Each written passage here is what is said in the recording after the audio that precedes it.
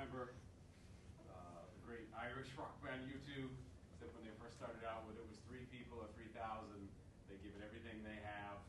And whoever's here, those are the ones who are most important to us. It's tough coming back from Thanksgiving break. Also tough when you have the president giving a life-changing speech on the other end of campus that has lots of people coming to attend. So we might get some stragglers coming in after 12:15, but for those of you who are here on time, I'd rather not have you wait any further. Today we're dealing with fighting patient zero, Ebola, partisan politics, and national security. It's our third ISIS Open Forum. One of the things we had planned that I mentioned last month during the new Cold War Forum was I really wanted to have someone from the Nebraska Medical Center here that actually would have been right in the heart of this issue. And when I reached out to them, I've talked to over a dozen people in the medical center. When I first talked about what we were interested in doing, interest was very, very high. Then I explained to them what the ISIS Open Forum actually is. And I said this idea about how it's not a speech, it's not isolated between, say, panelists and audience. We really do want to have as much of that 90-minute time frame to be an opportunity for the audience to interact with us, ask as many questions, make as many statements and comments as they wish, and really put our feet to the fire, as it were, and let us serve as the facilitators of the discussion that we're supposed to be. Then it was boom, boom, boom, boom. That's the noise of doors shutting in my face. The format clearly seemed to have an impact rather than the actual content of the event. And to me, that's not an indictment against me, certainly not an indictment against Dr. Darius Watson, my colleague here today, certainly not an indictment against the ISIS program or Bellevue University. To me, unspoken, that's an indictment against you. It's an unsaid, assumed indictment against the general population that they just didn't want to have to field any such questions or what they assumed would be the kinds of questions they might face. So I wanted to start with that before Dr. Watson gets into a brief PowerPoint giving us an overview of these issues, for you to think on that reality, so that then, because that's sort of where I want to start with when the PowerPoint is done, is offering that question, how do you feel about that assumed implicit indictment against you? And why is it that we can't get more of these conversations rolling in an open, rational, civilized way? Without further ado, Dr. Watson. Thank you all for coming. Really appreciate it. I know people have lots of other things going on, and that I guess you could probably make an argument that we might be 3 weeks late on this. The nature of the U.S. media cycle, this was front and center, it seemed to me, for weeks. I mean, to the point of almost nauseating in terms of the amount of information and regurgitation of information and overhype of the issues. And then suddenly the cycle moves on, and we don't really discuss these things anymore. And so part of the reason why we're having this presentation is I think, and we think, there are some obvious critical issues that could be discussed relative to the actual outbreak, U.S. responses to it. But I think on a larger level, we don't want to miss an opportunity to consider greater lessons that could be learned, not just from the outbreak itself, the medical issues involved, but the broader foreign policy or national security issues that were involved as well. So ultimately what we need to understand is the disease itself. The disease was discovered in 1976, and since then there's been approximately 15 to 20 recognized outbreaks. The reason why the outbreak number varies is it really depends on who it is, whose assessment it is you're examining. So for instance, the CDC has a different number of outbreaks depending upon their definition relative to, for instance, the WHO, which has a different set of definitions and thus ends up with a different set of outbreaks. Some of the outbreaks followed one after another, and so people tended to bring them together and call them one outbreak as opposed to two separate ones. Ebola is extremely infectious, but only moderately contagious, okay? What this means is, it literally, you could catch Ebola from a single virus. It is that contagious. I'm sorry, it's that infectious. But you can only contract Ebola through direct interaction with the body fluids of an infected individual. In other words, it's not airborne, which severely limits, relative to what we understand about contagions, its overall ability to move through a population. The disease has approximately a 50% fatality rate. It should be noted that the fatality rate amongst individual outbreaks varied significantly, okay? It was often determined by where exactly the outbreak took place and when it took place. So for instance, some of the less developed areas of the Democratic Republic of Congo experienced higher fatality rates with their outbreak simply because there was not the availability of medical assistance or the ability to get individuals to medical assistance in the larger cities. Some of the other ones which had higher fatality rates were directly related to the fact that the outbreak took place during an associated conflict, which then further inhibited the ability of international aid workers, for instance, to get in and start addressing the problems. The 2014 outbreak is estimated to include over 15,000 cases with more than 5,600 deaths across 10 countries. This is a significant outbreak, okay? We were focused on particular aspects of it here in the United States, but in terms of disease outbreaks, especially disease outbreaks with the capacity for large numbers of deaths, this is one of the more significant ones that the international community has experienced within the last 2 decades. So, many of the things that we want to talk about today revolve around what we're calling the politics of Ebola. And again, these are just kind of blurbs throwing it out there because I think a lot of this is going to be teased out as we discuss it and field questions. But I think one of the things that came out of our overall examination of the case was, what is the role of NGOs, IGOs, and states in addressing these problems, okay? What role in particular should groups like Doctors Without Borders or the United Nations or the World Health Organization be playing relative to these outbreaks? Should they be governing on a certain level? Should they be letting the government, the state in question, take the lead? These are some of the basic governance issues that directly impact the overall effectiveness of policies and responses to outbreaks such as this. One of the issues that should be brought up is the difference between containment and eradication. I think this is a very touchy subject for U.S. foreign policy and Western politics in particular. I would argue one of the central debates was the difference between Western responses that said, hey, listen, let's just worry about keeping it in Africa and making sure it doesn't come here, versus actually going to Africa and engaging the source and problems associated with the disease. I think that created a rather critical debate within Western politics in general. The African Petri dish. I'm going to be honest and tell you this is one of the things that bothered me particularly about this outbreak. I did not know until August that there was actually an experimental vaccine for Ebola, and it had been in existence for over 10 years. But that the trials had not been continued because it was determined by the pharmaceutical company that there was not going to be enough of a profit margin relative to development and distribution of the vaccine to make it worthwhile developing. That bothered the heck out of me. Something about that just, personally speaking, I saw that as being counter to the principles and ideals that I understand exist in Western society. And the idea that the moment a single American came back with the disease and that scientific research kicked into overdrive and they were being given an experimental vaccine within 3 weeks, if I was a member of the African community, I would begin wondering what the roles and responsibilities of the West are as well. That said, it's not just the West. There are significant issues within the states experiencing these problems themselves. They are in many cases either weak or failed states being run by individuals that frankly are not adhering to democratic or traditional human rights perspectives from the West. So that in turn impacts our ability to fully engage or pledge ourselves, if you will, to assisting some of these states in dealing with this outbreak. Finally, I think there were some American political issues that came out as well. I mean, clearly there were U.S. security issues, right?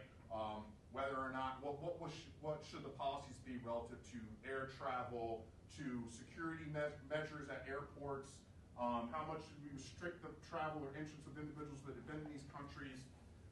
An interesting thing that I kind of saw pulled out, I don't know if anybody followed the news story about, I believe she was a teacher or an aid worker in New Hampshire. I believe it was New Hampshire. They thought that she was coming back from an area, she tested negative, right? Maine, thank you. And they still wanted to quarantine her. And she then threatened to sue the state and the federal government. And I thought that case brought up interesting issues regarding the individual versus the society. On a certain level, as an American citizen, I could see her arguments about, hey, listen, I'm not sick. You're quarantining me. You're essentially, limiting my rights. And then on the same level, I thought, how incredibly selfish of this individual to take the chance of infecting other people outside just because the containment was going to disadvantage her for 3 weeks. And so I actually saw both sides of the story there, and I thought that would also be an interesting source of discussion and debate in regards to the overall impact of the outbreak. So ultimately, the questions that we want to kind of begin this discussion with are, what does the recent Ebola scare tell us about the potential U.S. responses to bioterrorism? In terms of open and honest discussion here, I will tell you that of all of the threats that I've ever studied as a student and professor of political science, I've always been more scared of bioterrorism than anything else. And for me personally, I thought some of the things that took place during the Ebola outbreak kind of justified those concerns and maybe overreactions on my part. How prepared are the U.S. military and healthcare structures for potential bioterrorist attack? I think this was a significant source of debate and concern amongst many Americans. Even if they weren't concerned with the actual Ebola outbreak itself, I think there were some concerns with regards to how the outbreak was being dealt with by the healthcare industry. And then finally, how real is the threat of another major outbreak, be it Ebola or some other significant disease? And I think that, again, is one of the questions that many Americans had as a result of this overall event. So I think that's probably a good place to open the floor. And actually, I can also want to add that I was worried at first that maybe we are too late with the event. But when I got that reaction from the actual medical community, not wanting to come and participate in a format that's truly open with the audience, not wanting to field questions directly from them, that at least told me that this is still timely and this is still relevant, at least in our society itself. So yes. I've got two questions actually. When you say it's communicable through body fluids, would that include perspiration from even like a handshake? No. It'd have to be blood or urine or some other, yeah. And then the question number two, is there any evidence that virus could be weaponized in any way? Theoretically, any virus could be weaponized, in theory. This one would be highly problematic for weaponization, primarily because it literally takes a single virus to get, infected. So, could it be weaponized? Yes. Is that my concern? No, I'd be much more concerned with weaponized anthrax or something like that. The best weaponization is always going to be an airborne agent, simply because you can remove yourself from the area as quickly as possible after you quote-unquote detonated it some significant place, and Ebola doesn't really qualify in that. I've also always leaned on, in terms of biological agents, what's always made me comfortable, maybe more than Dr. Watson, on this issue has been the same thing that makes me comfortable about dirty bombs or radiological weapons getting in the wrong hands, or non-state groups or terrorist groups. Because we've talked about this potentiality for well over a decade now. Don't have much substantial, credible evidence to say such groups are becoming very confident in doing these things. And so there's almost like relief. I feel relief on the fact that it's hard.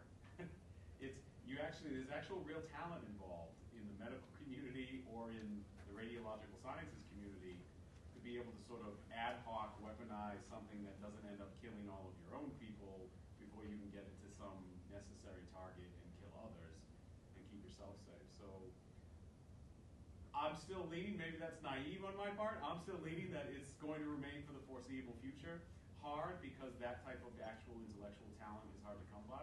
And they don't seem to have a great success rate in recruiting such talent into their own little ideological groups. So that makes me a little bit thankful. And to respond to, and this is a good back and forth right here, because I actually have become more concerned. I would argue, for instance, that I think some of the technologies and expertise, while the physical people are not always able to be accessed, I think the information is more accessible than it was even a decade ago, especially because of the internet. I'll be honest, my primary concern is groups like the Islamic State taking over large swaths of territory, which include hospitals. So it absolutely is going to take time and expertise that hopefully they do not have now. In my mind, the primary thing that kept me from worrying about these sorts of things was the facilities, especially with regards to radiological and biological weapons. If they begin to have access to facilities, yeah, forgive me, that's a real concern to me. And this is something else that we can go on. I would argue that perhaps the single biggest hindrance or hurdle to the use of biological weapons was the morality, was the belief, you're literally throwing it up in the air, and whoever gets infected, that's who dies. From a terrorist perspective, that was never your goal. At least it never was. And my argument would be now, my concerns are that I'm seeing evidence from the operations of current terrorist organizations that tell me that ethical boundary no longer exists. That's my concern. Because now they're willing to engage weapon systems and types of attacks that the moral and ethical ramifications of them no longer are going to stop them from pursuing that. Maybe it's a little bit off topic, but what in your opinion would be the greatest exposure the U.S. has for terrorist activity? And when I say that, I'm talking about power grid, water supply, those types of things. What's number one right now in terms of availability of the target? When my wife Yes. My wife doesn't like me to talk about these things. She's just like, even if you talk about it, don't put them online, because somebody's going to get an idea, and you're not supposed to know this stuff. And I've always been terrified of the release of a biological agent somewhere like the Grand Central Station or JFK. Someplace where you would have enormous numbers of people moving in and out before there would be a real recognition that there was something going on. That's always been my primary fear.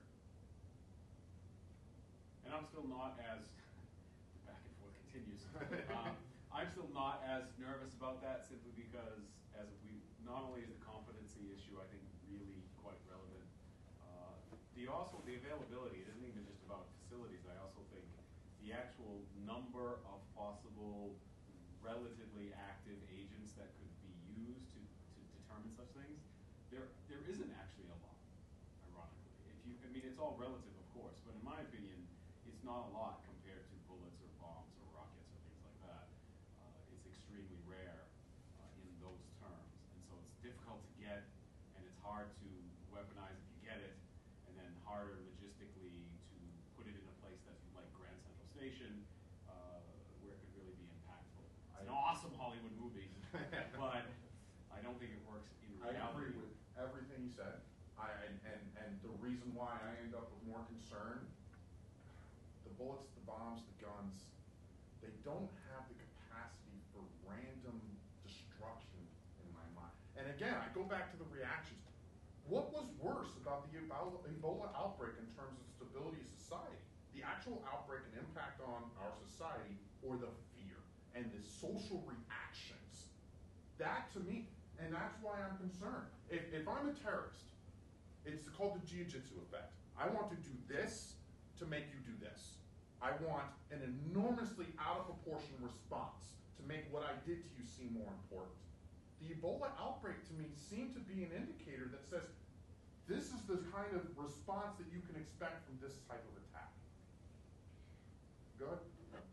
Well, but the thing you haven't discussed is how the Ebola outbreak, in terms of the hysteria, and I do note that when Representative Phyllis made his comment at the time, there were more men in the United States who'd been married to Kim Kardashian than had Ebola. But I think what the Ebola outbreak did, You don't mind if I use that line at no, some point? help Okay. yourself, is it fed into another political dialogue, i.e. the borders, immigration, Obama not being able to protect the country, and those statements, raising those fears, certainly was, I think, at least in the United States. I didn't read the press in Spain. I didn't read the press in Germany, where there were also other victims.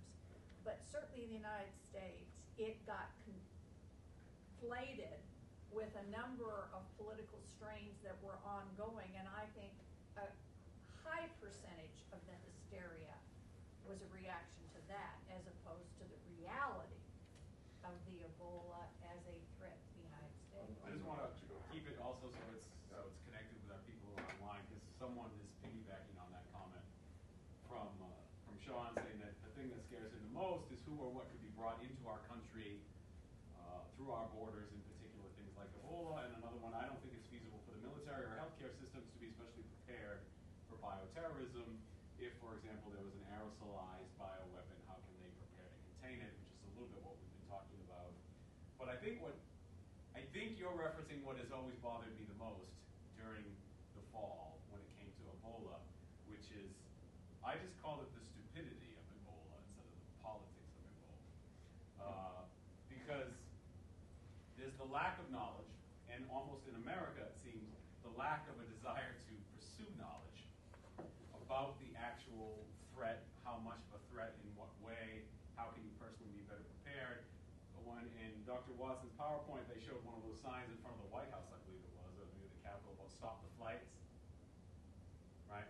And I used to love just trying to talk with people in the fall to break down that statement. All right, which flights are you stopping?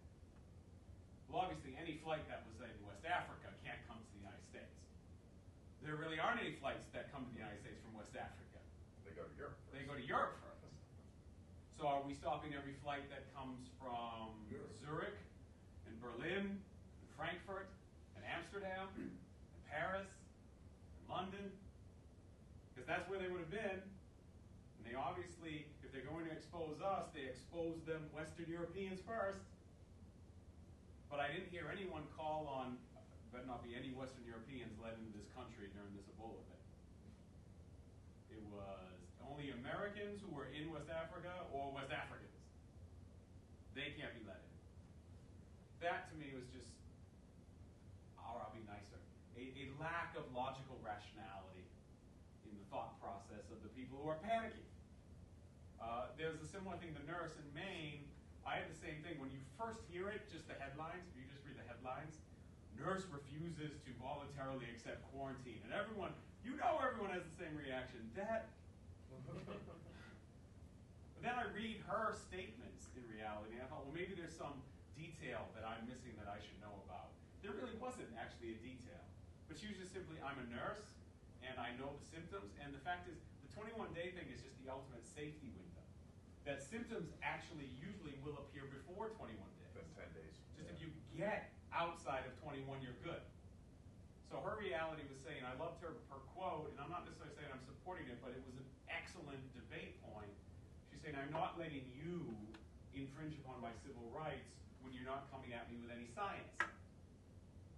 That's how, for me, the main issue connects, again, to the stupidity of Ebola. Did you notice that none of the nurses or staff from the University of Omaha who were treating these patients were put in quarantine?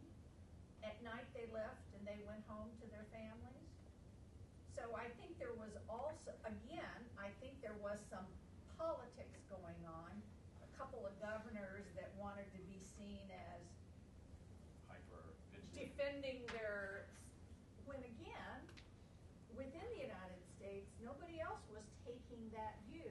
So it was not about Ebola, but it was really about something else. John? We're not surprised by this, are we? The overreaction to Ebola.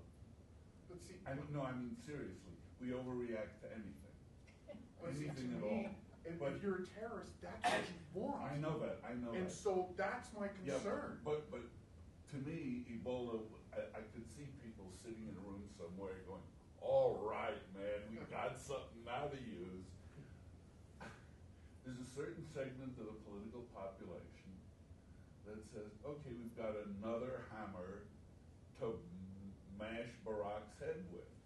And we're going to tie this into virtually everything he has ever done. Because obviously, he's the one who's importing it. And I wanted to stay away. I will be honest, I wanted to stay away from this. you can't. No, but I think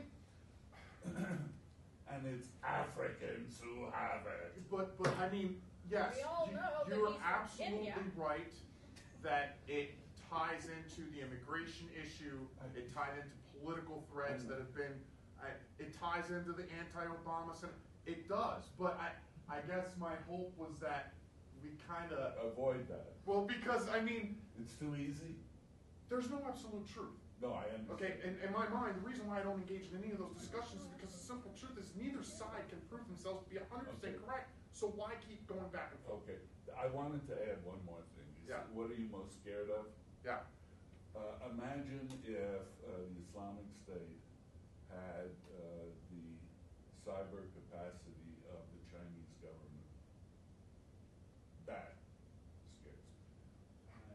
Corn is We some- will, in the spring, there will be an ISIS open forum that deals with cyber. But I You mean- always seem to preempt the Yeah, future Yeah, no, but forums. that just, that. Lynn, you know, something else. I'm currently working on a hypothesis that a lot of people understand that Al Qaeda and the attacks of 9/11 were seen as a fundamental alteration of the nature of terrorism, and the term "new terrorism" was in vogue. One of the arguments that I'm going to make, the Islamic State also represents a transition or evolution in the nature of terrorism. One of the things that I think might work in our favor is the degree to which they actually want their own insulated state system. I'm wondering if they might not see an attack like this as being counterproductive to the desire to have the West just leave them the frick alone as they develop this stuff. You know? And so perhaps we can take advantage, if you will, of the changing nature of terrorism to help mitigate this threat. I have a question. What's the difference between 9/11 and the King David Hotel? You're gonna refresh me on King David Hotel. King David Hotel in Jerusalem, blown up by Irgun in 1947, British. Are you arguing there's a difference or no? No, I'm saying I don't see a difference. I see, to me, it's the same thing. I don't discount. There is always a difference between attacking the hegemon versus not. You're always going to give a different reaction. You're always going to give a different Well, perception. the British. attack against Israel at that time was, No, it's not against Israel. It's Israelis blowing it up. it's still not the same as attacking the hegemon, which definitely, in most people's eyes, represents the system. When 9/11 took place, it wasn't seen as just an attack against the United States. But in 47, the British in Palestine was the hegemon. I mean. By 47, the British. Well, I know, okay, in their own minds.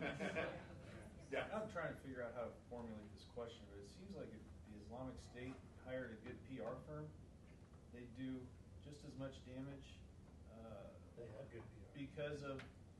I was just. it- Some would say they already I have. hear a lot about Ebola, and there's no disputing that, but there's this other virus called the flu that kills a lot of people. Every year. Yeah, and Every year. you know, since whenever. How much of this has just been driven by the politics, the media, and it's something to write about at 5 o'clock.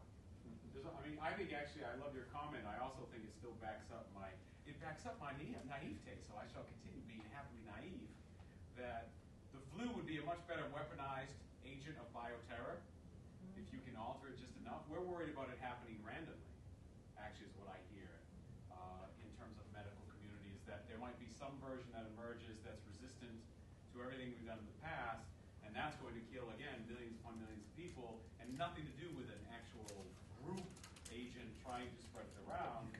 But why wouldn't groups try to capitalize on that and focus on that where it would be airborne and would be weaponizable? But there's this aspect we've been talking about with fear. You die in Ebola cases, you die in a really heinous and nasty way.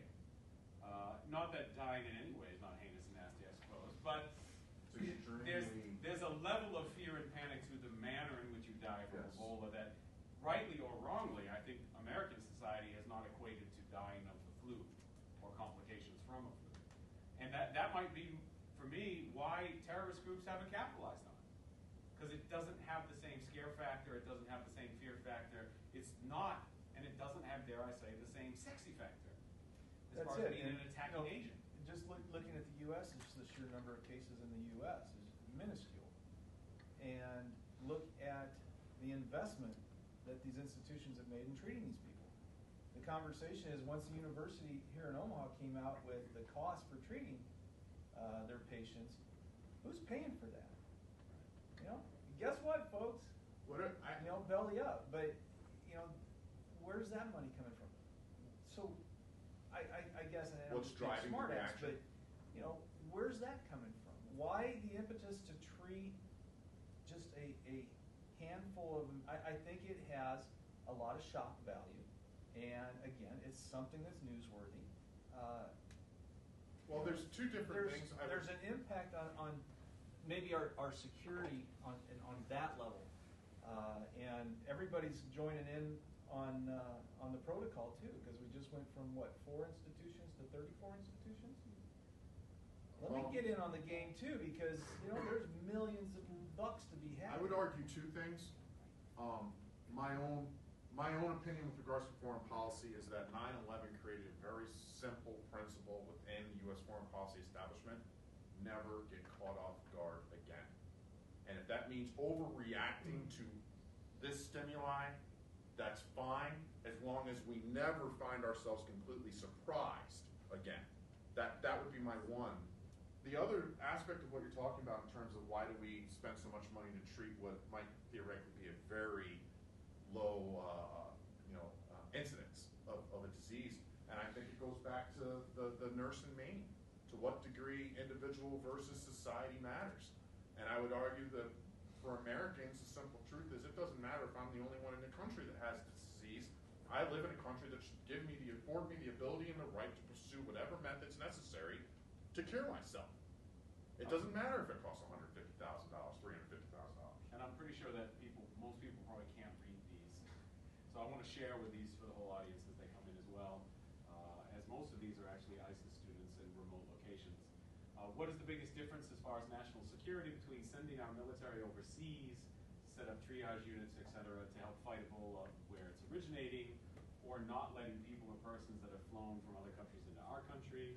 And I think the fear factor is a much more prominent factor in the choice of which bioagents are considered for bioterrorism. The bigger question is, to this person, with not knowing who is a part of a terrorist organization infrastructure, do we know if they have someone or the facilities available to be able to create a more stable or still deadlier bioweapon? And then during 9/11, while I watched the chaos on television, that would have been a prime opportunity for someone with a bioweapon to deploy it, especially if it was airborne. I'm still going to sit on, again, if it doesn't happen, sometimes it's easy for us to think about someone must be plotting this, someone must be trying to do this, but the best weapons are also really difficult to get and understand how to utilize and operate.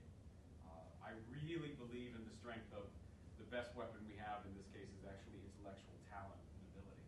And the bad guys are not, we've had this run through many forums so far that we like in America, and I think this is part, the only thing I'll ever blame on Hollywood is this romanticization of the kinds of villains we face. The villains are always super evil and super smart and drive awesome cars and have unlimited money. And that's actually not a typical profile of a quote-unquote villain trying to hit the United States hard with some sort of deadly weapon. And thank goodness for that, because they're lacking in the talent, they're lacking in the financial resources, they're lacking in the intellectual capacity, they're lacking in the organizational infrastructure.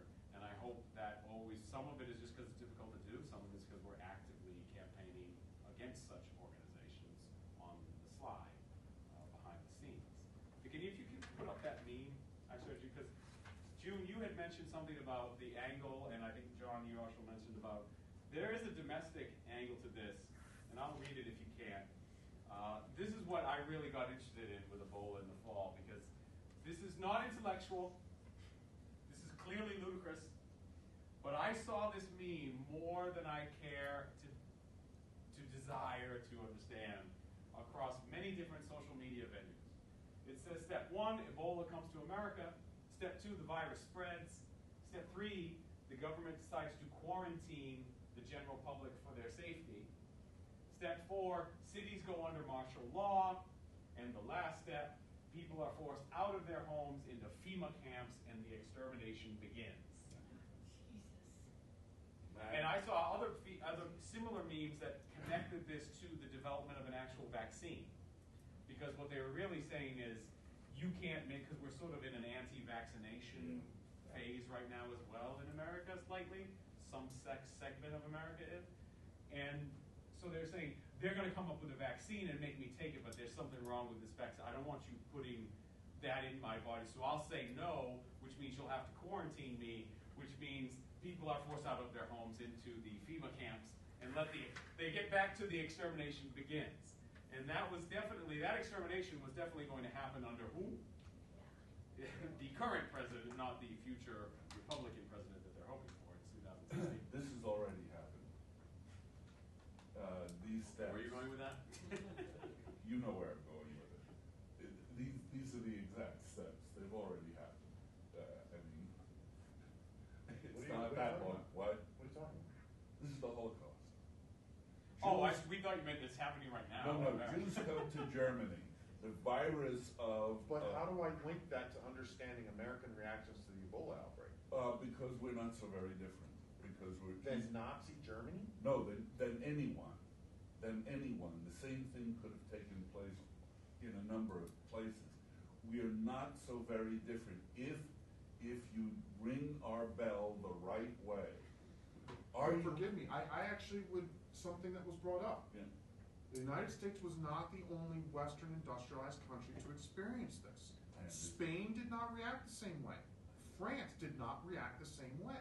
And so I would actually argue that, no, there is a You're better. unique character to American politics and culture that causes us to react differently to these sorts of things than just about any other society. Okay, let me ask you this. How many cases of AIDS are there in Africa? Way too many. We're talking about millions. Absolutely. We're talking about some countries in Africa where a majority of the population is HIV positive. Are we terrified of that? No, because we cured it here, as far as we're concerned. As far as we're concerned, it doesn't bother us.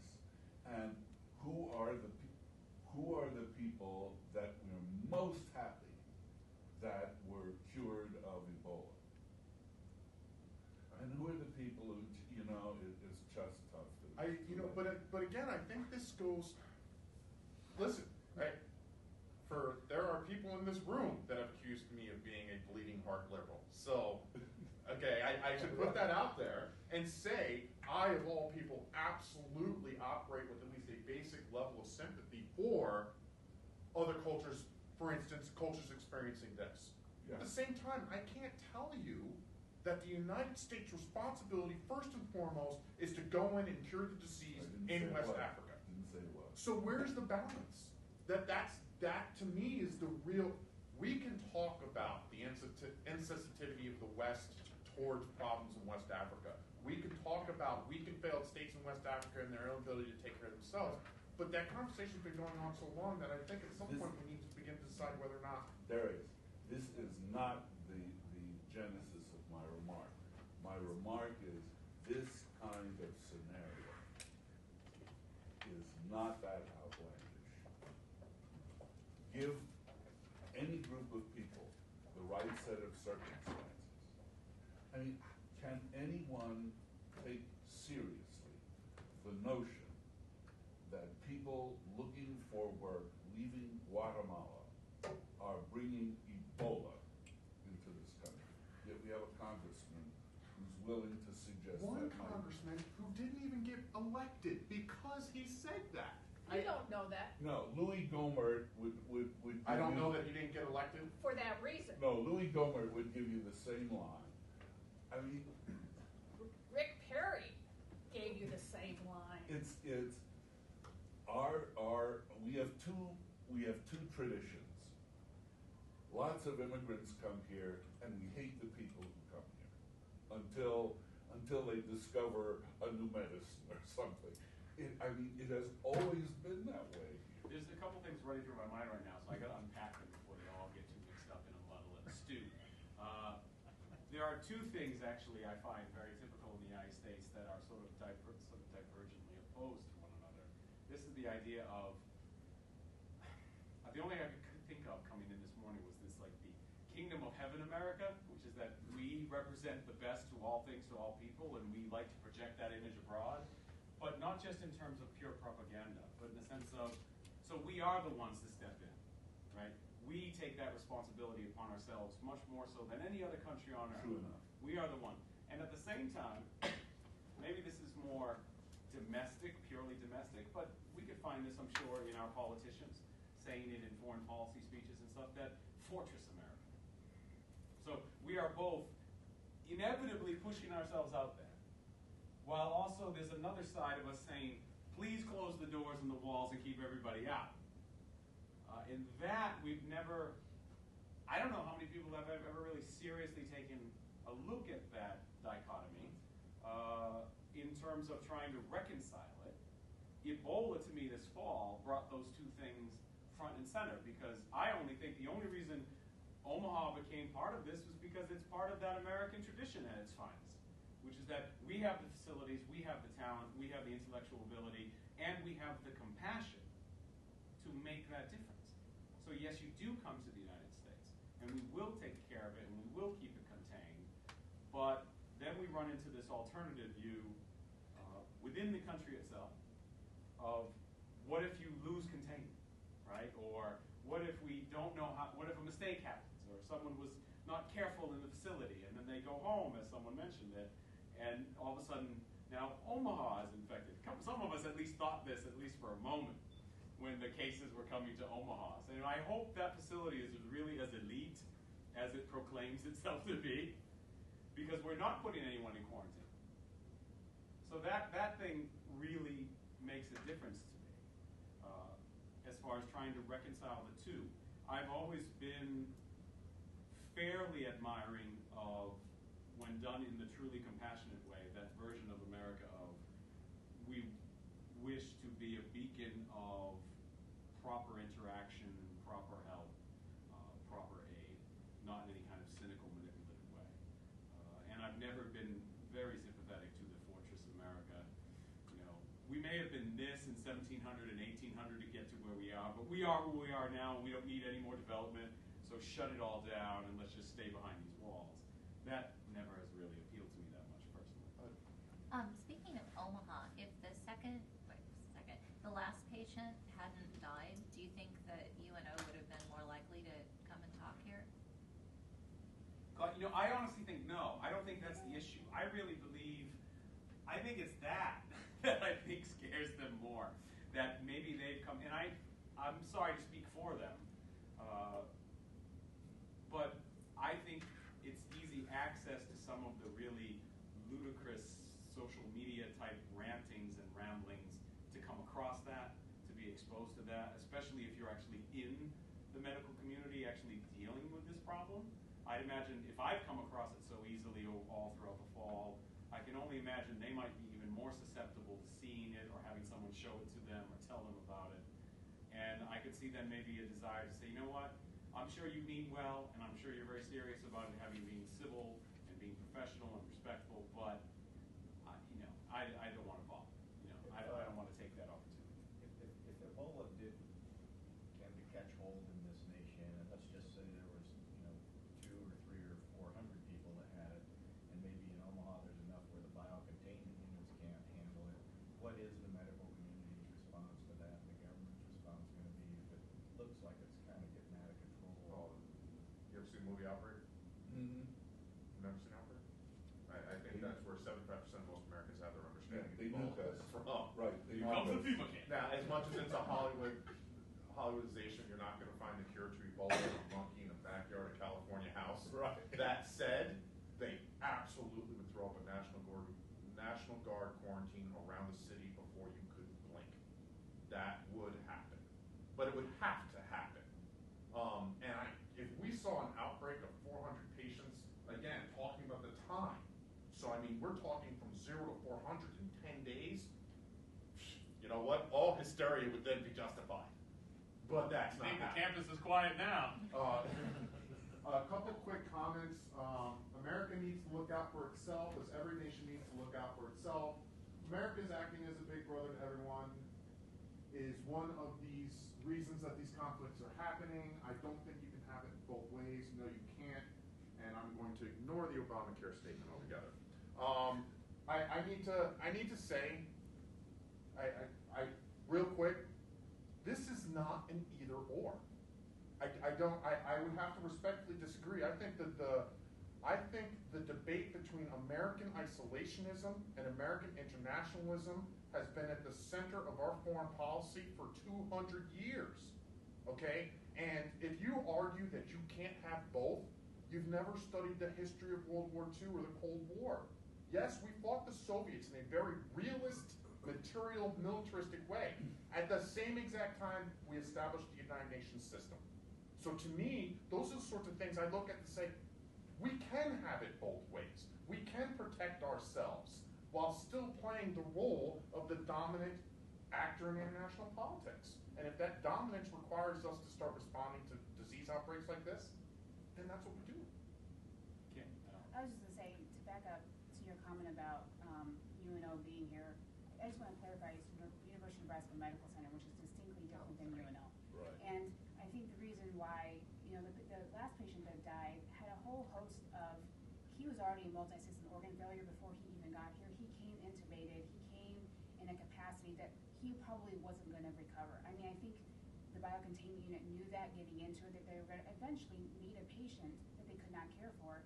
And even with dialysis and all of those type of things that they probably put in place, there's going to be an expectation at some point we're going to take care of people who are going to die, and you get to a certain threshold where death is imminent, and they did everything that they could. So I don't think that was probably the reason why they didn't show up to talk here, that if he had survived, that would have probably been the best thing ever. And that But was the case I with the don't think- patient that died in New Orleans as well. When he came in, I believe he Yeah, already I had mean, if you're already multiple. so Right. sick and to the point, there's not going to be recovery when you reach a certain threshold. I also think they're not here for the very simple reason that because the whole Ebola thing got so political so quickly, that there was probably a decision made at the highest level of UNMC that we're not going to talk about that. We're going to talk about what we do and when appropriate, discuss the condition of the patient, and we're going to stay out of all the,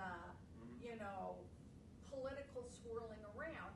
And I think when you suggested, that there was going to be this discussion, it was inevitable. Look at this discussion, that it started focusing on the political aspects, and they've been told, don't go there. That's not our role. We're public health people.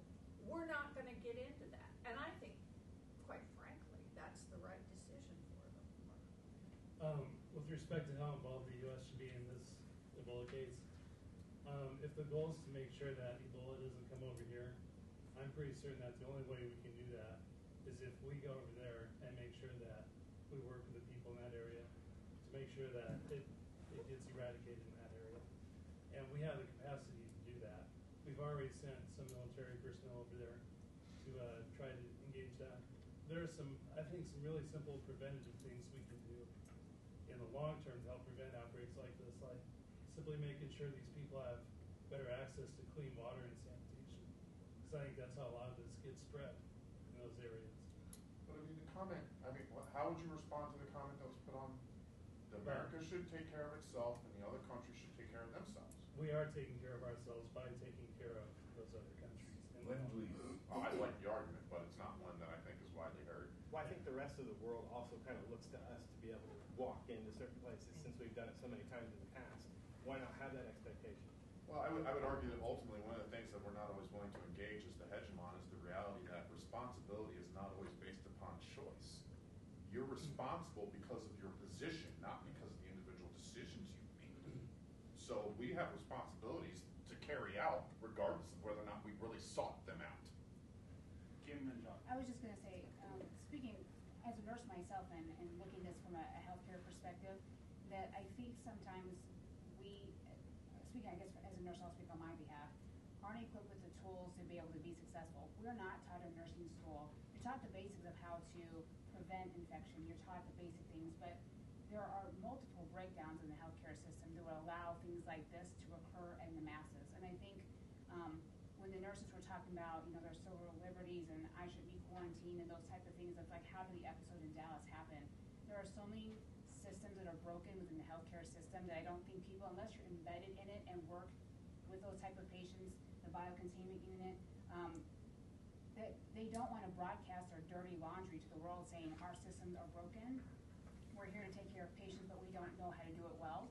And they're not going to air that out to this audience or to any audience and say, we can't staff our floors, we don't know how to take care of patients, we don't have the money for gowns, we forgot to teach our nurses how to put on gloves, to don the equipment. I don't think they're going to come out there and say, we really suck and we want the world to know it. So, I mean, that's also part of the conversation. They're not going to come to the table and say that. So After all, a hospital is a place you go to die. But there's part of that that's really important to me because that piggybacks a little bit on the dangers of the belief on we have to go there to prevent it.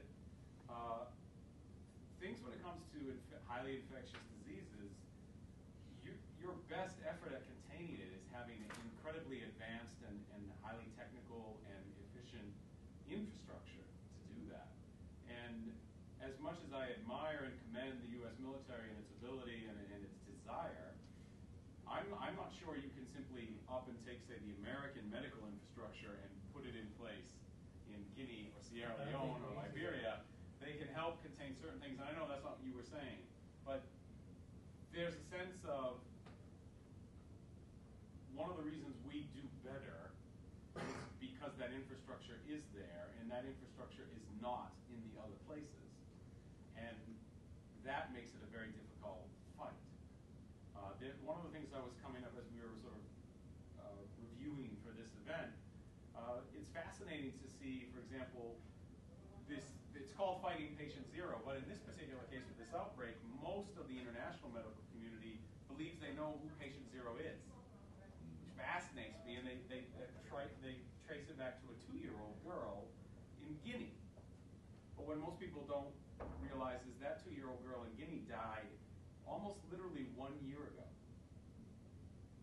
So this outbreak that hit America so badly in this fall began last December 2013 in Guinea.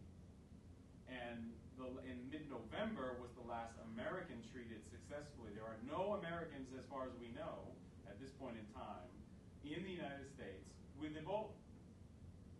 So that's part of and it's just the fascination to see from the height of panic where we can see memes talking about let the extermination begin to, oh, yeah, well, okay, never mind. Okay. And a couple things. Did you see Kim Kardashian? Right. A couple things to follow up real quick. In terms of culture, regardless of the health system you put in place or whatever aid worker, there are certain cultural issues. So, for instance, I read that same story. The initial spread and continued spread of the disease comes from the custom of touching or kissing the individual who has died during a funeral. Yep. I've read that. So regardless of the healthcare facilities available, there would have been deeper cultural issues that you had to engage to then mitigate the spread of the disease. I wanted to go back because there was actually a picture I put up here kind of speaking a little bit. It's hard to see. Basically what it is it's everybody's gloves on sticks drying outside of a clinic. Could you imagine the reaction of Americans? That's sterilized. Right? It's not. It's outside. The sticks are in dirt. The gowns are on clotheslines. And could you imagine the reaction of the American? Oh yeah, we're dealing with Ebola, and as soon as all this stuff dries, we'll go back in and handle the next patient. Oh my Lord. So there are more than just the technical. How do we get them? I understand the cultural links, but I think you can overcome those too. Because I remember hearing a year or two ago, an organization, I think it was working with Jimmy Carter, introduced toilets to a society that didn't really ever have them before, and they were really leery of it at first. After a while, they got used to it and started using it, and the incidences of disease just completely dropped. Well, unless I'm mistaken as well, for example, Nigeria has actually been quite successful at keeping it contained. So there's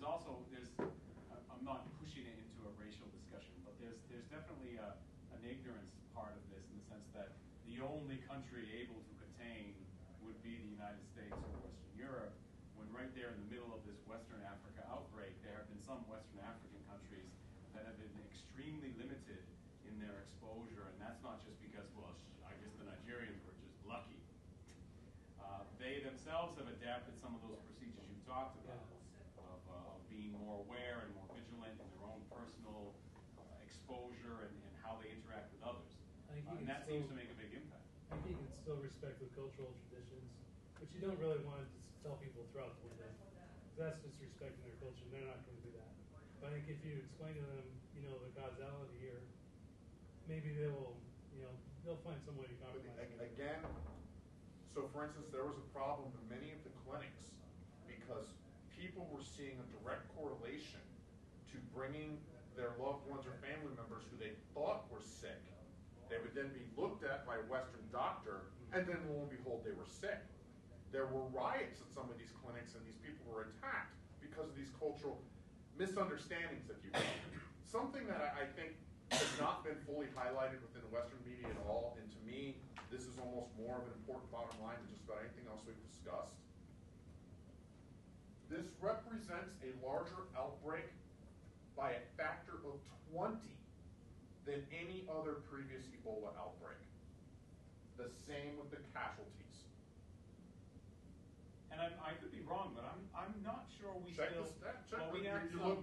Trust me, I did the numbers last night. we have fairly. We at the moment seem to have fairly good assurance that we know about patient zero. I haven't come across anything really, and I might just have missed it, but I don't think we still have a very good foundation or understanding of how that patient zero ultimately got infected. Like, because again, when it initially happened, I remember the big fascination was how did it go where it was always here to over here? And people think, well, that doesn't seem like very much. That's a big space. Huge space. I've actually. And so that I still haven't found much documented evidence about. It's like, well, it's fascinating that maybe you think you know who patient zero is, but you don't know why did patient zero actually emerge from Guinea, and where you go from there is easier to follow. But it's sort of like what happened before the Big Bang, what was there, is sort of what we're dealing with. What was before the Big Bang? What was before Any patient zero? explanation for the size? That's the concern I'm trying to bring up. No one's asked that question. From what I understand, most of the disease originated, at least in 76 cases, the 1976 outbreaks, Right. originated from the consumption of monkey meat, and that the Ebola virus is predominantly associated with monkeys. One of the things that I would be interested in examining as a research approach here would be I'm willing to at least argue that there might be a correlation between these outbreaks and localized conflicts. So whether we're talking about the Rwandan genocide or the breakout of conflict and civil war in DRC, we see outbreaks. And so what if part of the cause of this are large refugee populations being driven into the underdeveloped areas and then having to utilize alternative forms of meat, i.e. monkeys? That might be a cause. I'm not saying that I have evidence, but to me that was a correlation. I do see a correlation between the outbreaks and the nature of civil conflict in those areas. And some of this can also show how important wishful thinking can be, because if that's not right, and we can't find that correlation, then it's even scarier. Because then it just jumped, Right. The greater distance than the continental United States, and we have no idea how it jumped. So then from there, I would say that's my guess, I'm going to guess, It's a sentient from disease. here to here is a bigger leap than from here to Portugal. So that's the I scary take a look at migrant workers. I take a look at people going across borders to pick seasonal crops and/or going somewhere where they have opportunities for work. Trade routes are always a factor in the spread of anything. And the only, well, come one second. The only other, I've not even heard this conspiracy theory, which must mean my mind is twisted. The only conspiracy theory I would at least worry about, in the sense of I would find this at least economic market driven wise relevant, is some of someone mentioned before about AIDS. Well, and AIDS ultimately, because of the development of medicines in the United States, has become a livable disease, right? And that's why it's not as scary anymore. But for anyone who was of age, of puberty age in the 80s, AIDS was a scary thing. Yep. And the idea that, well, it was isolated to one particular type of community didn't last long enough, damn it, to make those of us in the 80s feel good. And Ebola, I mean, I'm not by any means sticking up for pharmaceuticals, but there's so much money necessary to develop an actual working and functioning vaccine. If you have something that was up until now relatively small in impact and sort of diverse and not even able to predict where or how impactful it will be, and doesn't seem to be in the countries that actually have a lot of disposable income as well, they're never going to develop that vaccine. They'll never do that. So my only conspiracy theory I worry about is, like, if you really want an Ebola vaccine, you're going to first get Ebola all over America, and then you'll get Ebola vaccine. And I really don't want that to happen anytime soon. Yeah. I just think what you just said could probably add to what I was going to say. Combine two things together. One, your first question when you started the presentation was the idea of the individuals you try to invite to the seminar here today, and the idea that I don't know if we want to make it, because it shows the transparency. It shows that they would lose the that we would be asking them questions that they weren't totally wanting to answer because of what they know and what we don't know. I've been to some of your guys' events now. This is the third one I've been to. You have people that come here because they care, because they're worried about what's going on. They have the questions. They have figured out what's going on. That's why they're here. They ask more questions to be educated. And then that goes into the idea is, Darius was talking about, and I was told too, that there was 16 outbreaks since 1976. Darius said that there's anywhere from 15 to 20 is what he just said. My question is if you've had that many outbreaks since 1976, as an international community, and as Darius said, the United States is just the prime leader for all countries around the globe, why haven't you kind of find out where it came from? And it's directly relevant to what Dr. Croston was saying just a second ago. If you look at this map, okay, the largest circle, in order for the largest circle, you have to have a minimum of 150 cases. There are 3, 4, 5 of those. So in other words, even the largest outbreaks prior to this one did not involve more than 150 to 400 people. And so that certainly isn't going to be the incentive necessary, for instance, to get Western pharmaceutical companies to We might also add, though, and I think Kim can back me up on this, it's not real easy to determine the foundational cause and therefore immediate cure of a disease. So you can be as transparent as you want. It doesn't mean being transparent is going to actually lead immediately to the cure of any disease we choose to focus on. I don't think the problem is a lack of focus on Ebola. It happens to be an incredibly mysterious disease, and how it works and how it functions, and therefore how to defeat it is not easy. And that goes back to the last thing I was going to say, to what you had said. The idea that you're not going to, you were upset when you found out in August, you said it very clearly at the beginning here, that you were upset to find out there was a vaccine 10 years ago that they didn't develop it. Well, again, they're not going to develop it, and as you guys just said, because, hey, we'll wait until we have an outbreak here in the United States. Then we'll develop it, we'll make the money. The pharmaceuticals are going to always look to make the most profit from what they're doing. Just what your example, what you both said about the AIDS outbreak. Oh, well, now it's a livable disease. Well, now everybody could just live, and we could just kind of constantly develop that medicine for them and make that money off that medicine just so that they live. We're going to be making money that way. So this is the same thing that's going to happen with this Ebola thing. If we don't find out what the problem is for after 16 to 20 outbreaks, then when are we going to do it? Are we going to wait until the whole society of our globe is going to be infected? Then we'll make tons of money. Well, well, maybe I can't calm you down, but I can calm this comment down a little bit, in the sense that one of the things that is the reason this was, you mentioned that jump, the geographic jump, is what has given so much international attention compared to any of the other previous outbreaks. But that was also part of the problem with the original outbreaks, is that this is in medical terms, in international medical disease fighting capability, this is a fairly tight space. And so you have limited numbers of actual casualties in a fairly tight geographical space, a bit of a mystery as far as what causes it and how it occurs, but then it sort of also petered out. People sort of forget this. It wasn't that these outbreaks were then, well, we stopped it. It's sort of like Ebola is like your worst party crasher ever, because it comes, it wreaks havoc in your house, and then leaves, and you didn't even notice. People that call it every day, and that's, so, you know. and that's part of that interest.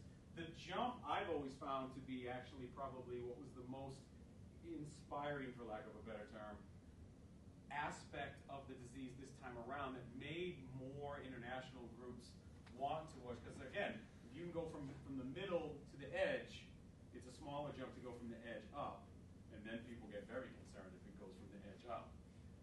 If you understand my meaning. It's interesting. A point that was made earlier was the degree to which migrant workers, or there's not a lot of migrant worker market. It's not a major aspect of African societies. You look like you. Do migrant workers play a significant role in African? My understanding was that a different explanation might be between 1976 and now. There's been a massive expansion in the amount of transportation networks between these areas. And what drives that? I'm sorry? And what drives that? Trade. Economic development. Okay, I didn't say anything about trade. I said migrant workers. Well, but part of the reason you need transportation and part of the benefit of transportation is you can move workers for seasonal. And I do believe there is migratory work for seasonal kinds of bananas. I was and just things trying like to that. make the point that I thought that the transportation issue, in agreement with you, might be a specific explanation as to why this particular outbreak is much more expansive than previous ones. Although we still don't know why that jump occurred. Like Ebola is also fairly convenient, odd word, in the sense that it kills fairly quickly, right? So you don't really get a lot of time to be like, oh, I have Ebola. I'm going to take a train and spend the next month going through Africa, and I will shake hands with everyone I come in contact with, and spit on them.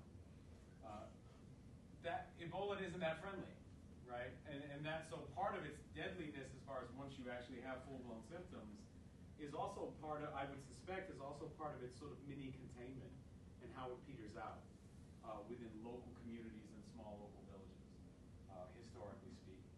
And that, so thank goodness, right? Because if that that would have been an issue. So the size, possibly, the size of this outbreak is related to the improvement of infrastructure.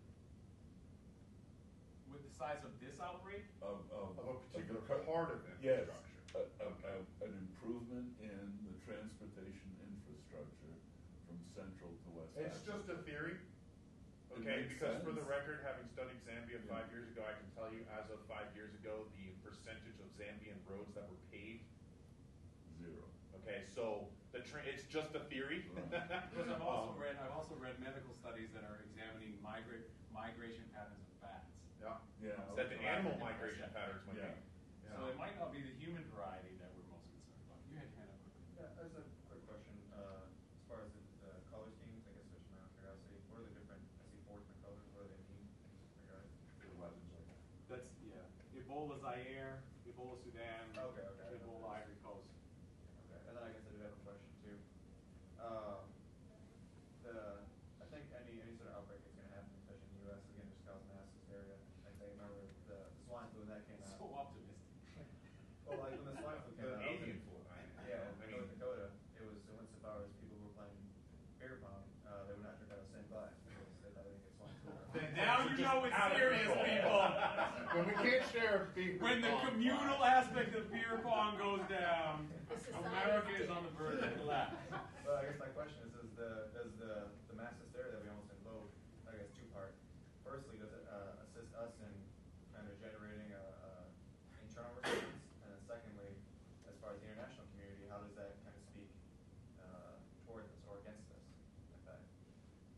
like, I guess with Ebola, they see us on the news. We got teachers in Iowa saying that their students have Ebola, so they went to the East Coast or whatever the case, and we're sending people to Africa to help with the situation. Does that help or hinder us?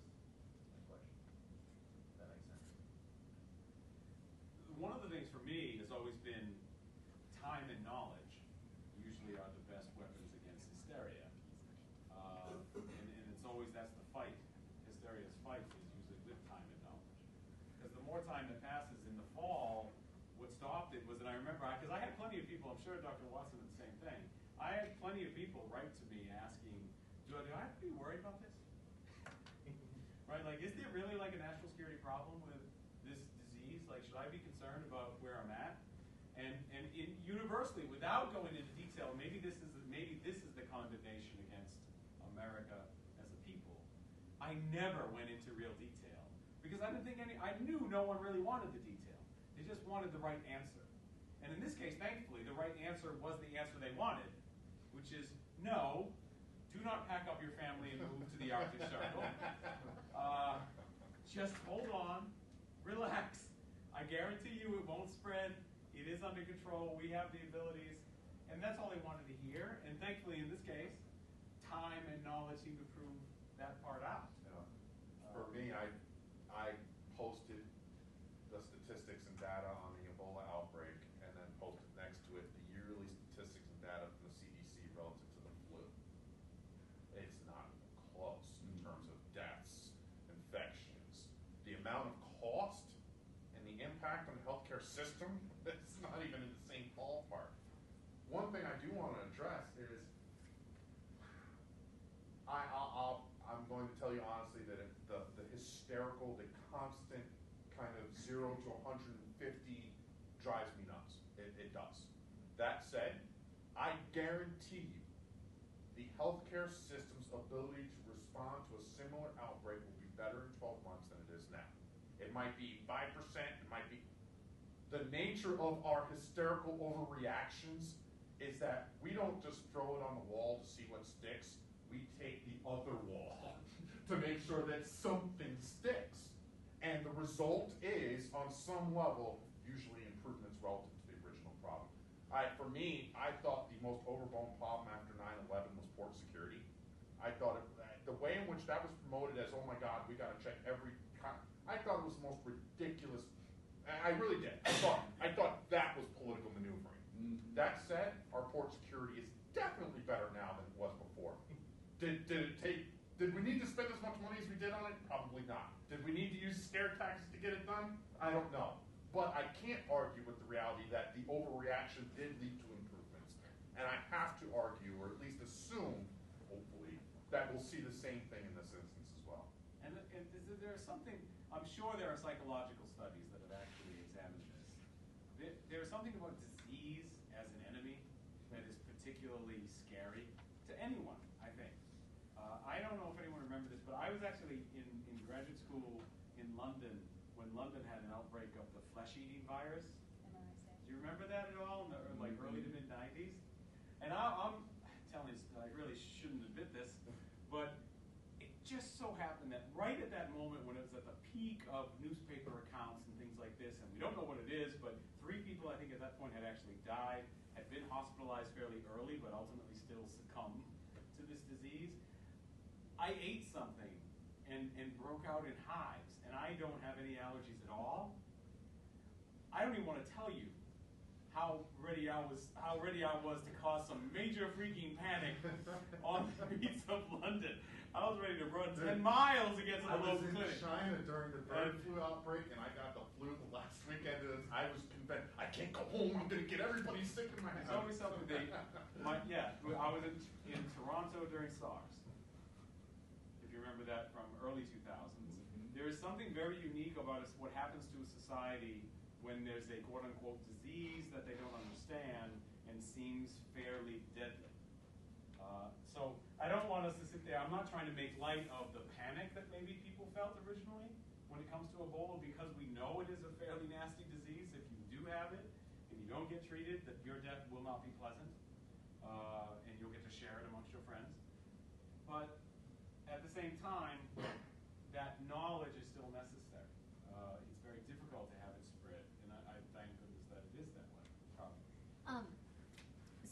probably the most disastrous flu outbreak, and the medical professionals in the room could help, would have been the one that happened in post-World War I, in 1918, 1919.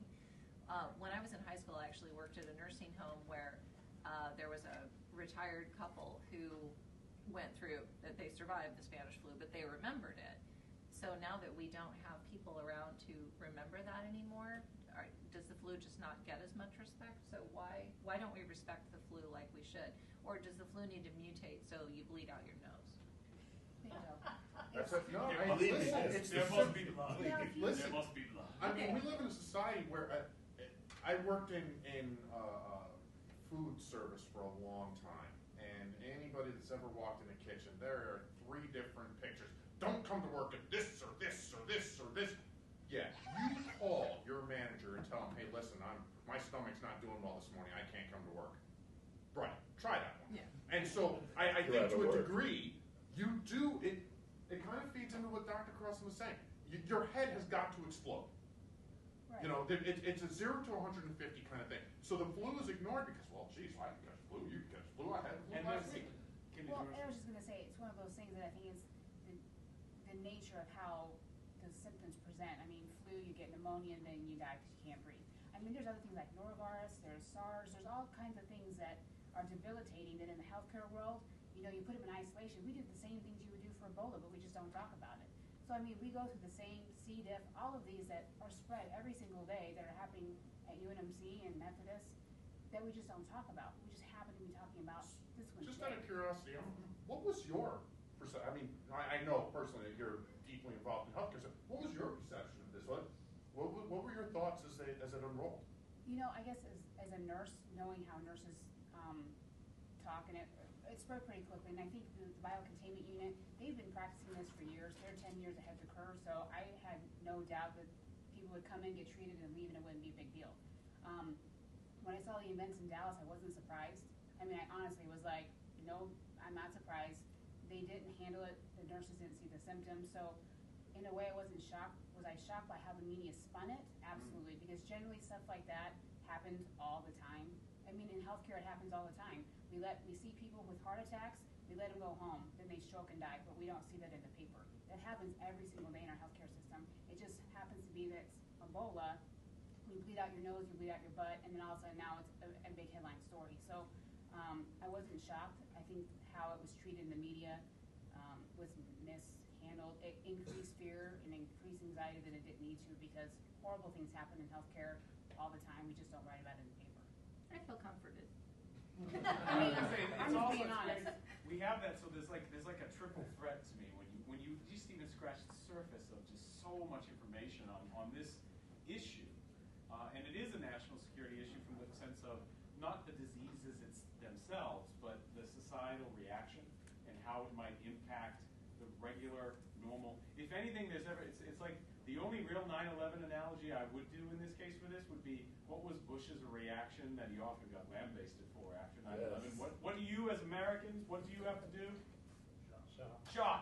Go shop. Right. Go buy shit. And this will defeat the terrorists.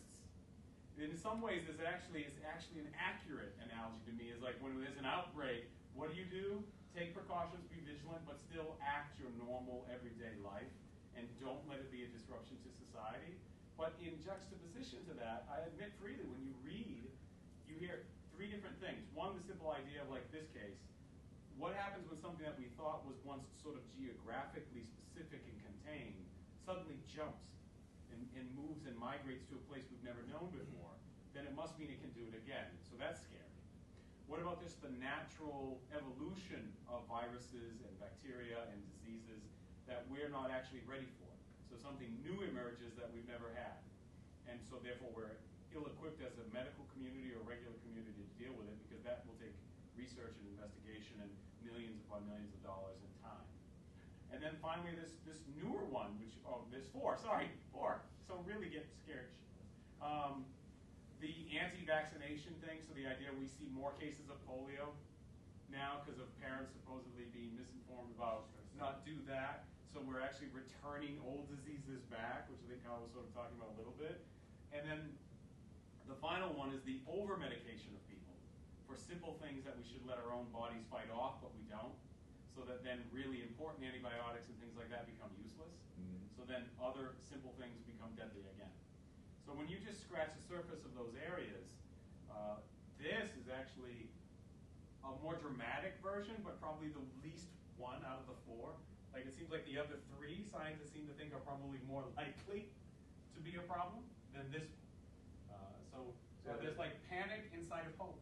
One of The other way around. One of the students brought up MRSA. That was another one of the recent. For me, and again, I fully admit that my fears are stoked by the classic Stephen King novel, The Stand. To me, that Which book, is being made into a new movie, right, by the way. which is going to be better than the miniseries with Molly Ringwald. Let me just tell you that. You wanna go there? But no, you know, it's funny because you know what, and I'm with you too. I roll my head. Oh my God, you're watching movies to understand. I think one of the issues with regards to the societal reaction is the degree to which, as a society, we so very rarely have to deal with these sorts of things, and so we don't have individuals with memories of the 1918 influenza outbreak. So literally, as Americans, we almost only have Hollywood as a default. And so maybe part of our hysteria is thrown out there by the reality that we're not engaging real narratives about what happened during some of these outbreaks. We're engaging, you know, Hollywood movies. Well, I can tell you as someone who remembers, not the 1918. We thought you were going there. No, no. Something as hysterical almost as Ebola is the mid-50s polio. Absolutely. I had a dance class with a girl who got polio, and this was pre-Salk. And so I had to go to the doctor and get 15 cc's of gamma globulin pumped into my behind. Gamma globulin has the consistency of tar, so it's wonk. I hope you really like that girl. Well, no, but I will tell you that all over this country, you could not go a week without seeing images of iron lungs, and it was terrifying. Kim, if I can ask you, because I think this is a related question to something that Dr. Cross brought up, I know we only have a couple minutes left. What is the anti-vaccine movement? It's some stupid person who thinks it gives, well, several stupid people. My son has autism. Vaccines do not cause autism, and I'll get violent about the whole thing. But some celebrities, who need to just shut up and act. Tom Cruise, no doubt. Well, She said I mean, act. there are actually people who have doctorates in other topics, like the chick on The Big Bang Theory. She thinks that vaccines cause autism as well, and so they say don't vaccinate your children. And the problem is it's a call to authority, so people are listening and thinking, oh, well, this person was in Playboy, so clearly she knows what Studies she's done talking by the about. WHO back up what Dr. Cross was saying is that maybe there is some evidence to suggest the resurgence of polio, especially within Africa, is due to a overall kind of move away from the vaccine culture, if you We're will. losing the herd immunity. Yeah. Yeah. You mentioned The Stand. I would also mention The Plague by Albert Camus. Ooh, goes That's a Camus little bit on more us. serious. Go on. I think you doctors, you have mentioned it. I think education is the bottom line. We talk about cultures. Yes, the third world countries are big on cultures, and back then, cultures were healthy. Now, because of the development and change, their cultures are not healthy anymore. So we need education, and we need a balance. Something like this happening, how do we approach it? Because it seems as if these complicated, big names, disease always come from Africa. So the thing is, That's going to change, though. Don't worry. Asia is going to replace you. Very so quickly. Don't worry. so what I'm saying, one of your callers were telling us that Americans should keep or take care of their business, and then that is nonsense. And the reason why I said that is nonsense is the civilization needs the third world countries as much as the third world countries need them. So whether we close our borders or whatnot, still these things will come here in one way or another. I don't often find myself arguing for the great virtues of the interconnected, interdependent, globalized economy, but in this case, that one of the blessing is a blessing and a curse at the same time. The constant mixing of people with mobility, greater migration, greater exposure can be dangerous. It also is probably the number one thing that increases immunity. So So it has a big plus and a big negative within it. what will it do with me? I am American citizen, but I've got my family in Africa. I've got to go to see them, or they might come here to see me.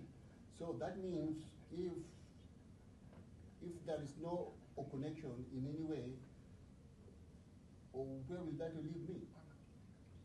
No, I mean, that's why I've always believed, I'm not in the cultural camp on this one, actually, or even the socialization camp. It's the best fight in terms of disease is always to me about greater facilities, greater talent, greater technology, greater research, which I think piggybacks on what you're talking about education. Yes. That's where the salvation is, and if you focus on that, then I think it becomes less important, except in extreme cases. You don't have to worry about closing borders or stopping flights or quarantining entire countries, for example. For the record, the vaccines played a role in the diminishment of AIDS to a And degree, what but it you was have just absolutely mentioned. education. All those know-hows should be shared. Right. Yes. That we'll get into problems with that. That's maybe a different forum, but it's because the profitability of medicine is a dangerous thing. One Can of be the, dangerous. one of the things that strikes me in this is it ties into my theory of dual motivation, that we are motivated to help by sending the armed forces personnel. We're motivated because that's what we do. That's how we see ourselves as helpers. At the same time, that creates an image of the United States which is useful to us economically. It's useful in terms of international business. And my argument is that these two motivations can coexist and both be genuine. That there is absolutely no reason that the altruism of going to help is canceled by the fact that it may also be profitable. It just depends. I mean, honestly, I've seen there are various examples we can use about this that go, unfortunately, reinforce the cynical side of it, which is that, because I believe that you can indirectly create goodwill and cachet that turns into profitability for an organization. Unfortunately, many organizations, however, do look at, they want direct profitability. Yeah. They need direct profit. They think they need direct profitability and can't afford to wait for indirect profitability. And that can be a great deterrent in them acting in these ways. This has been great, actually, and maybe it was one of our small community, but the discussion was awesome. I thought the So discussion was thank you all actually very really much. good. Thank you, guys. Thank you.